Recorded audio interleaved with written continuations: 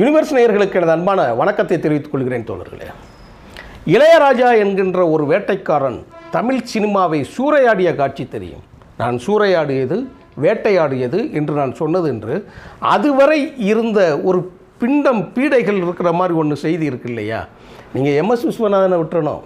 MS Viswanathan கொடுத்தது ஒரு மக்கள் இசை என்பதை தாண்டி மக்களுக்கான ஈர்ப்பு இருந்தது. அதுக்கு முன்னாடியெல்லாம் பார்த்தீங்கன்னா முழுக்க புராண கதைகளும் முழுக்க மன்னர் கதைகளும் அந்த காலத்தில் இருக்கக்கூடிய ஒரு குறிப்பிட்ட சமுதாயத்தினை பற்றி இருக்கக்கூடிய, ஏன் வெளிப்படையாக சொல்கிறேனே, பிராமண சமுதாயத்தை பற்றின இருக்கக்கூடிய கதைகளுக்கும் அதுக்குண்டான லாங்குவேஜும் தான் இருந்தது. ஆனால் இளையராஜா என்கின்ற ஒரு அரக்கன் உள்ளே வந்த பிறகு தான் என்னாச்சு அப்படின்னு சொல்லி கேட்டிங்கன்னா, இது எல்லாமே அடித்து நொறுக்கப்பட்டது. எப்படி நொறுக்கப்பட்டதுன்னு கேட்டிங்கன்னா, இப்போ வேடன் சொல்கிறான் இல்லையா, தோழர் வேடன் சொல்கிறான் இல்லைன்னா என் தம்பிங்கிற முறையில் நான் சொல்கிறேன். வேடன் அவன் என் தம்பி அப்படிங்கிற முறையில் சொல்கிறான்ல அப்படிங்கிற மாதிரி வருது. ஏன்னா அவன் நமக்காக இசை கொடுக்குறவன், நம்ம பிரச்சனையை பற்றி பேசுகிறவன், நம்ம மக்களோட பிரச்சனையை பற்றி பேசுகிறேன். உலகத்தில் அழுத்தப்பட்ட அமுக்கப்படுகிற ஒழிக்கப்படுகக்கூடிய இனங்களை பற்றி அவன் பேசுகிறதுனால அவன் நம்ம வீட்டு பிள்ளை, அதனால் அவன் உரிமையாக சொல்கிறான். சரி விடுவோம். இப்படித்தான் இளையராஜாவும் இருந்தார். இளையராஜாவின் பாடல்களும் தடை செய்யப்பட்டன. ஒளிபரப்புவதிலே தடை இருந்தது. ஒவ்வொரு வார்த்தைகளும் நுணுக்கமாக கவனிக்கப்பட்டதுங்கிறது ரொம்ப முக்கியமாக இருக்கலாம். நான் இந்த சேனலில் இந்த வார்த்தையை சொல்ல போகிறதுனால சில தோழர்கள் சில பேர் வருத்தப்படலாம், சில பேர் பேசுவீங்க. ஆனால் இதை புரிதல் பண்ணிக்கிட்டீங்க அப்படின்னா இதில் எந்த பிரச்சனையும் வராது. அதை தான் நான் சொல்ல வரேன். என்ன புரிதல்? ஜாதிய படிநிலை அடுக்குகளால் நாம் அழுத்தப்பட்டு இருக்கக்கூடிய காலத்திலிருந்து மிகவும் தலித் என்கின்ற சமூகத்தில் அடித்தளத்தில் இருக்கக்கூடிய ஒரு சமுதாயத்தில் பிறந்திருக்கக்கூடிய இளையராஜா எதையெல்லாம் தாண்டினார். இப்போ வேடனை பேசுகிறோம், வேடனை பிடிச்சி கைது பண்ணுறாங்க, வேடனை பிடிச்சி சிறையில் போடுறாங்க, வேடனை பிடிச்சி கஞ்சா குடிக்கிறா, கஞ்சா வச்சிருந்தார் அப்படிங்கிற செய்தியெல்லாம் சொல்கிறாங்க, வைக்கிறாங்க. அப்படிலாம் இருக்கும்போது அந்த வேடனை பிடித்த பிறகு என்ன நடந்துச்சுன்னு பார்த்தீங்க இல்லையா? 4 வருஷத்துக்கு முன்னாடி இருக்கக்கூடிய செய்திகள்லாம் வெளியில் வந்துருச்சு. 4 வருஷத்துக்கு முன்னாடி என்ன பேசினாப்புலங்கிறதெல்லாம் செய்தி வெளியே வந்துருச்சு. அவர் என்ன பாடினார் என்கிற செய்தியும் வெளியே வந்துருச்சு இல்லையா? அதே மாதிரி தான் இளையராஜாங்கிற ஒரு பேரரக்கன். நான் இந்த இடத்துல இன்னொரு இடத்துல ஒரு இளையராஜா அவர்களை சொல்லும்போது ஒரு இடத்துல சொல்லிடுறேன். நான் ஏன் வேடனை பற்றின ரொம்ப ப்ளஸ் பாயிண்ட் நம்ம ஏற்கனவே சொல்லியிருக்கிறோம். அவர் தன்னை ஒழித்து கொள்ளவில்லை, அதனால தான் சொல்கிறேன். இதுதான் இப்படித்தான் வேடன் இருக்கணுங்கிறது நம்ம சொல்லியிருக்கிறோம். தன்னை ஒழித்து கொள்ளவில்லை, தன்னை மறைத்து கொள்ளவில்லை, நான் யோக்கியன் என்று காட்டிக்கொள்ளவில்லை. அதுதான் மக்கள் மனதில் அவர் பிடிப்பதற்கு காரணம். ஆமாம் நான் கஞ்சா குடித்தேன், ஆமாம் எனக்கு ஒரு கெட்ட பழக்கம் இருந்தது, அந்த கெட்ட பழக்கத்திலிருந்து நான் மீண்டு எழுகிறேன். என்னை பின்பற்றுகின்ற தோழர்கள் அதை செய்யக்கூடாதுன்னு சொல்லி சொன்னார். நீங்கள் கோயிலுக்கு போங்க, கோபுரத்தை கும்பிடுங்க, வெளியில் தேங்காய் உடைங்க, நேர்த்திக்கடன் பண்ணுங்கன்னு அவர் சொல்லவே கிடையாது. தன் மீது இருக்கக்கூடிய சுமையை அவர் ஏற்றுக்கிட்டார். அதனால தான் நான் யூனிவர்ஸில் பேசினேன். இல்லைனா நான் பேச போகிறதில்ல, யூனிவர்ஸில் பதிவு செய்ய போகல. ஏன்னா இது எதிர்கால சந்ததியினருக்கு, என் சந்ததியினருக்கும் இது இப்படி மதியழகன் என்கின்ற ஒருத்தன், என் அப்பா, என் தாத்தா, என் சித்தப்பா, பெரியப்பா அப்படின்னு பேசக்கூடிய இடங்களில் இருக்கக்கூடிய மலிவான கருத்துக்களை நான் ஒருபோதும் பதிய மாட்டேன். அந்த வகையில் இதில் இடம்பெறக்கூடிய செய்திகளைத்தான் அதற்கு தகுதியானவராக வேடன் மாறினார். அப்படித்தான் இசைஞானி என்கின்ற பட்டம் தனக்கு வருவதற்கு முன்னால் இளையராஜா எப்படி இருந்தார், அவரை எப்படி அடித்து நொறுக்கினார்கள், அவரை எப்படி தள்ளணும்னு நினச்சாங்க, அதெல்லாம் பெரிய லாபி நடந்தது. இதெல்லாம் வெளியில் இருக்கக்கூடிய யாருக்கும் தெரியாது தோழர்களே. இளையராஜாங்கிற அந்த ஒரு மனிதன் பண்ணைபுரத்தில் இருந்து தன்னுடைய நண்பர்களோடு பாரதி ராஜா என்ற மகத்தான கலைஞரோடு அவர் பயணப்பட்டு சென்னையில், அதாவது அவரை தேடிய பயணத்திற்கு போன பிறகு அவர்களெல்லாம் ஒரு நண்பர்கள் வட்டம், மதுரையிலிருந்து சென்றவர்கள் தமிழ் சினிமாவையே 50 ஆண்டு காலம் ஆட்சி நடத்தினார்கள்னா அது சும்மா சாதாரணம் கிடையாது. அது வெறும் சினிமா கிடையாது, இட்ஸ் நாட் என்டர்டெயின்மெண்ட். அது ஒரு கலாச்சார படையெடுப்பு, பண்பாட்டு படையெடுப்பு. தமிழர்களின் கலையை மீட்டு எடுத்துக்கொண்டு மக்களிடம் கொண்டு சேர்த்தார். பாரதி ராஜா என்கின்ற மகத்தான ஒரு படைப்பாளன், இளையராஜா என்கின்ற ஒரு மக்கள் இசை கலைஞன், செல்வராஜ் என்கின்ற கலைஞானம் என்கின்ற மற்றும் இருக்கக்கூடிய அடிப்படை கதையோடு இருக்கக்கூடிய தோழர்கள், மண்ணின் மக்களோட கதைகளை வச்சுருக்கிறவங்க அத்தனை பேரும் இவங்ககிட்ட சேர்ந்து குமிஞ்சாங்க. அதோட விளைவு என்னாச்சு? ஸ்க்ரீனுக்குள்ளே இருக்கக்கூடிய திரை, மன்னர்கள் கதை, பிராமணர்களின் என்கின்ற பார்ப்பனர்களின் கதைகள், அவர்களுடைய லாங்குவேஜ் எல்லாம் அடித்து ஒழிக்கப்பட்டு உங்களுக்கு ஒரு ஷூட்டிங் எடுக்கக்கூடிய இடமெல்லாம் எங்கே இருந்ததுன்னு கேட்டால் ஒரு கேரவன் மாதிரி இருக்கக்கூடிய இடங்களுக்குள்ள அதெல்லாம் கழித்து கிராமங்களுக்கு உள்ள வந்து சேர்ந்தாங்க, மக்களோடு கலந்தார்கள். ஒரு பெரிய அதன் மூலம் ஆட்சி மாற்றமே நடந்தது என்று சொன்னால் மகத்தல்ல. சரி, இளையராஜா அவர்களுடைய பாடல்களை வந்து ஆரம்பத்தில் எப்படி இருந்தாலும் இதே வேடனை போல தான் வேட்டையாடி கொண்டு இருந்தார் அவர். அவருடைய பாடல்கள் எல்லாம் 16 வயது நிலைக்கு பிறகு என்ன நடந்தது என்று என் வயதுக்கும் 10 வயது மூத்தவர்களுக்கு வந்து அது அப்படியே தெரியும். ஆனால் அதன் பிறகு வந்தவர்களுக்கு அந்த ஒரு மகத்தான மாற்றம் தெரியாது.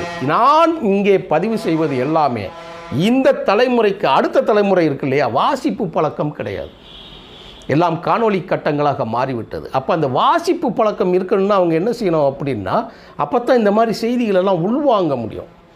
இது வந்து ஒரு சினிமா பற்றிய செய்திகள் இல்லை தோழர்களே, இது சினிமாவே கிடையாது, இது நமக்கானது. ஒரு கலைஞன் தெருவில் இருந்து, ஒரு கலைஞன் ஒரு கிராமத்தில் இருந்து, ஒரு கலைஞன் அப்படி அமுக்கி தள்ளி வைக்கப்பட்ட ஒரு சமூகத்தில் இருந்து அவன் வெளியில் வந்து போகும்போது அவருடைய பாட்டை தடை செய்தார்கள். நான் முதலே சொல்லிடுறேனே, அந்த பாட்டோட தலைப்பு அந்த இது பொண்ணு ஊருக்கு புதுசுங்கிற படத்தில் வரக்கூடிய மிக பிரபல்யமான பாடல். அது இளையராஜாவுக்கும் பிரச்சனையாக இருந்தது. கங்கை அமரன், நான் இன்று இந்த காணொலியை பதிவு செய்கின்ற இந்த நேரத்தில் கூட கங்கை அமரனோட உளறல்கள் தொடர்ந்து கொண்டு தான் இருக்கிறது. தான் என்கின்ற அகங்காரம் யாரிடம் இருந்தாலும் எவனிடம் இருந்தாலும் அவர் எவ்வளவு பெரிய உயரத்தில் இருந்தாலும் அவர்கள் கீழே விழுவது நிச்சயம், அதில் மாற்று கருத்தே கிடையாது. மக்கள்லாம் அப்படி ஒன்றும் ஏற்றுக்கிட மாட்டான், அப்படியெல்லாம் இருக்கும். அந்த மாதிரி இருக்கக்கூடிய கங்கை அமரன் இன்று வரை பேசி கொண்டு இருக்கிறார். நம்ம அதெல்லாம் தூக்கி போடுவோம். அப்படி அவர்கள் அன்றே துவக்கி விட்ட ஒரு இது. அது எப்படி மாறுச்சு அப்படின்னா, இளையராஜாவோட பாடலையே தடை செய்கிற அளவுக்கு இருந்தது.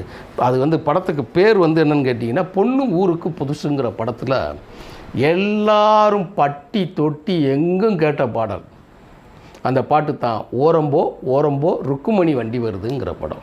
நீங்கள் இன்றைக்கும் யூடியூப்பில் இருந்துச்சுன்னா பார்த்து பாருங்கள், கண்டிப்பாக இருக்கும். இருந்துச்சுன்னா உறுதியாக இருக்கும், பாருங்கள். அதில் எப்படி வந்து சென்சார் வேலை பார்க்குதுன்னு பாருங்கள். அதைத்தான் நான் இங்கே சொல்கிறேன். சென்சார் வந்து அதில் ஒரு வரி வருது, ஓரம்போ ஓரம்போ ருக்குமணி வண்டி வருதுன்னு எல்லாம் படித்து முடிச்சுட்டு அந்த கடைசி சரணத்தில் வந்து ஒரு வார்த்தை என்ன சொல்கிறாங்கன்னா, வாங்கடா வந்தனம் பண்ணுங்கடா, வாங்கடா வந்தனம் பண்ணுங்கடா, இந்த வண்டியை தள்ளுங்கடா, வாங்கடா வந்தனம் பண்ணுங்கடா, வந்து இந்த வண்டியை தள்ளுங்கடா, பாளையம் பண்ணப்புறம் சின்னத்தாய் பெத்த மகன், பாளையம் பண்ணபுரம் சின்னத்தாய் பெத்த மகன் பிச்சைமுத்து ஏறி வாராண்டா, வாங்கடா வந்தனம் பண்ணுங்கடா, வந்து இந்த வண்டியை தள்ளுங்கடா. எந்த வண்டி? இளையராஜாங்கிற பாட்டு வண்டி. யார் எழுதுகிறா? கங்கை அமரன்கிற பாடலாசிரியர். இதை யாருக்கு எழுதுகிறாரு? அது ரொம்ப முக்கியமானது தோழர்களே. இதை ஆகாசவாணி இருக்கு இல்லையா, முந்தி அப்போ வந்து ரேடியோவில் மட்டும்தான் சாதாரண மக்கள் கேட்க முடியும், இல்லைன்னா திருவிழா காலங்களில் கேட்க முடியும், இல்லை என்றால் திருமண காலங்களில் கேட்க முடியும். அப்படி இல்லைன்னா என்ன செய்ய முடியும், சடங்கு வீடு நிகழ்ச்சிகளில் ஏதாவது பாட்டு போடுவாங்க. அப்படி பாட்டு போட கேட்குறது தான் இந்த மாதிரி பாடல்கள்லாம் கேட்க முடியும். நான் சொல்கிறேன் அந்த காலம் 70s, அந்த காலம் 70 to 80 காலகட்டங்கள் இருக்கு இல்லையா, அந்த கட்டத்தில் வந்து முழுக்க அப்படி இருந்திருக்கு. அப்படித்தான் நாங்கள்லாம் கேட்டோம். அப்படித்தான் எங்களுக்கு சொந்தமாக டேப் ரெக்கார்ட்லாம் அதுக்கு பிறகு தானே வந்துச்சு எல்லாமே கேட்டது. அப்போ வந்து பிளேயர் போடுவாங்க, எடுத்து வச்சு அதை அப்படியே போட்டு அப்படியே ஓடிக்கிட்டு இருக்கோம். அப்போ அந்த பாட்டில் வரும்போது பாடல் வரிகளை கவனித்து, இப்போ கூட புலமைப்பித்தனும் கவிஞர் முத்துலிங்கம் கூட ஒரு வரி சொல்லியிருப்பாங்க. இதை வந்து பாடல்களை வாலி அவர்கள் கூட சொல்லியிருப்பாங்க. எம்ஜிஆர் அவர்களுக்கு பாடல் எழுதுகிற போது சில வரிகள் வந்துச்சுன்னா அது வந்து சென்சாரில் தடை செய்யப்படும். அந்த தடை செய்யப்படக்கூடிய அந்த வார்த்தைகள் நாங்கள் ஒப்புதல் வாங்கி தான் திருத்தப்படும்னு சொல்லுவாங்க. அதை கூட உதயசூரியன் உதிக்கையிலேங்கிற அன்பே வா படத்தில் இருக்கும்போது கூட என்ன நடந்துச்சுங்கிறது வாலி அவர்கள் சொல்லியிருக்கிறார். அப்படியே வந்து காஞ்சி தலைவனில் முத்துலிங்கம் அவர்கள் எழுதும்போது கூட அதில் என்ன பிரச்சனை வந்ததுங்கிறத அவரும் சொல்லியிருக்கிறார். அதெல்லாம் பார்த்தீங்கன்னா சென்சார் எப்படி இருக்குன்னு பார்க்கணும். அப்படி இருக்கும்போது இவர் பாட்டு எழுதுகிறார் பாருங்கள், வாங்கடா வந்தனம் பண்ணுங்கடா, எங்களை வந்து கும்பிடுங்கடா, வாங்க, இது வரைக்கும் நீங்கள் பஞ்சகச்சம் போட்டு அப்படியெல்லாம் போட்டு மியூசிக் போட்டுக்கிட்டு அவாள் இவாள்னு சொல்லி பேசிக்கிட்டு இருந்தீங்களா, வாங்கடா வந்தனம் பண்ணு, எங்களை வந்து கும்பிடுங்கடா, வந்து இந்த வண்டியை தள்ளுங்கடா, பாட்டு வண்டியை தள்ளுங்கடா. நான் யார்? பாளையம் பண்ணப்புறம் சின்னத்தாயி பெத்த மகன், வண்டி ஏறி வந்துட்டேன், என்னை பார்த்து கும்பிடுங்கிறோம்.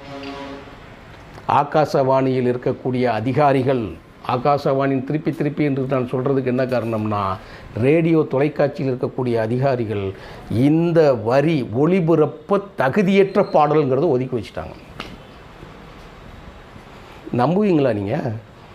நம்புறதுக்கு ரொம்ப கஷ்டமாக இருக்கும் தோழர்களே. ஒரு பாடல் வரி என்ன செய்யும்னு. ஆனால் இதிலேயே கடைசி வரி ஒன்று எழுதப்பட்டது. அதனால் பாரதி ராஜாவும் முதலாக மனம் நொந்து வருத்தப்பட்ட, அதாவது விளையாட்டாக செய்யக்கூடிய ஒரு காரியங்கள் ஒரு இதில் வந்துடும். அது என்னென்னு நான் அடுத்த காணொலியில் நான் பேசுகிறேன். இந்த பாடல்லே இருக்குது.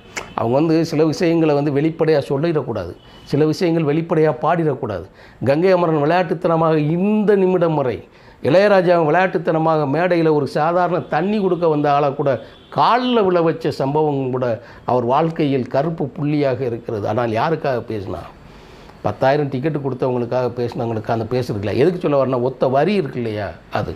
இவர்கள் வளர்ந்து வந்த காலகட்டத்தில் கிழக்கே போகும் ரயிலும் 16 வயதில், அதாவது 16 வயதுக்கு பிறகு பாரதி ராஜாவுக்கு அடுத்த படம் கிழக்கே போகும் ரயில். அந்த படத்துக்கு இருக்கும்போதில் இந்த 100வது நாள் விழாவில் ஒரு நிகழ்ச்சி நடந்து ஆதாரப்பூர்வமாக கவிஞர் பேசியிருக்கிறார். யார்? கதாசிரியரும் பேசியிருக்கிறார். அந்த சம்பவத்தை சொல்லியிருக்கிறார். மதுரையில் வச்சு அந்த பாட்டு எழுதினார், ட்ரெயினில் வரும்போது எழுதுனாங்கிறது. அப்போ விளையாட்டாக அவங்க எழுதின பாடலோட இந்த பாடலோட முக்கியத்துவம் இருக்கு இல்லையா, அது ரொம்ப ரொம்ப முக்கியமானது. பாரதி ராஜாவையும் அதை கலங்கப்பட வைத்தது, பாரதி ராஜாவையும் கவலைப்பட வைத்தது. ஏன்னா இவர்களோட வரி ஒரு வெற்றி என்ன செய்யுங்கிறது. அப்புறம் இணை இல்லாத வெற்றியினால் அவங்க வெற்றியை யாரும் தடுக்க முடியவில்லை. ஆனால் அது தடுத்து நிறுத்தப்பட்டது ஒரு கட்டத்தில் ஒட்டுமொத்தமாக. அது யாரால் எப்படிங்கிறது நான் அடுத்த சில காணொளிகளில் நான் பேசுகிறேன். ரொம்ப முக்கியமான செய்தி, நுணுக்கமான அந்த அரசியலை பற்றி, திரை அரசியலை, சாதிய அரசியலை, ஆதிக்க அரசியலை பற்றி நான் அந்த இதில் புட்டு நான் அதை வைப்பேன். யாராலே மறுக்க முடியாதவாறு அந்த செய்திகள் அமையும் தோழர்களே. ஆனால் இன்றைக்கு வேடனை போல் அன்று வேடனாக திரைத்துறையில் ஒரு வேட்டைக்காரனாக வந்த இளையராஜாவின் இந்த பாடல்கள் தடை செய்யப்பட்டு ரேடியோக்களில் ஒளிபரப்புவதற்கு தகுதியற்றவை என்று நிரூபிக்கப்பட்டு மீன்ஸ் யார்? அவங்களால் நிரூபிக்கப்பட்டு தடை செய்யப்பட்டது. அதையெல்லாம் மீறித்தான் இளையராஜா தன்னை மாற்றிக்கொண்டார் பிற்காலத்தில். யார்? இன்றைக்கி அவரே ஒரு பார்ப்பனர் மாதிரியும், அவரே ஒரு தெய்வ நிலை மாதிரியும், நானே கடவுளுங்கிற மாதிரி லெவலுக்கு, இசைக்கு நான் கடவுளுங்கிற லெவலுக்கு அவர் போயிட்டார்.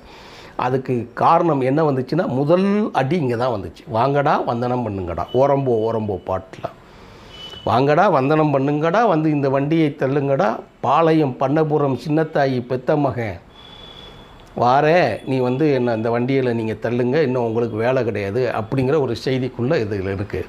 எப்படி வேட்டைக்காரன் தடை செய்யப்பட்டதை மீறி இன்றைக்கி எப்படியெல்லாம் அவர் வளர்ந்து வருவதற்கு இன்றைக்கி இணையங்கள் பாடல்களை தடை செய்வதற்கே முடியாத ஒரு செயல் வந்துருச்சோ, அன்னைக்கு அப்படியெல்லாம் கிடையாது. இந்த மாதிரி செயல்கள் தான் இளையராஜா அவர்களின் கேரக்டரையே மாறிடுச்சு என்று நாம் சொல்ல முடியும். இது சம்பந்தமாக நான் தனியாக ஒரு காணொளி பதிவு செய்கிறேன் தோழர்களே. அப்போ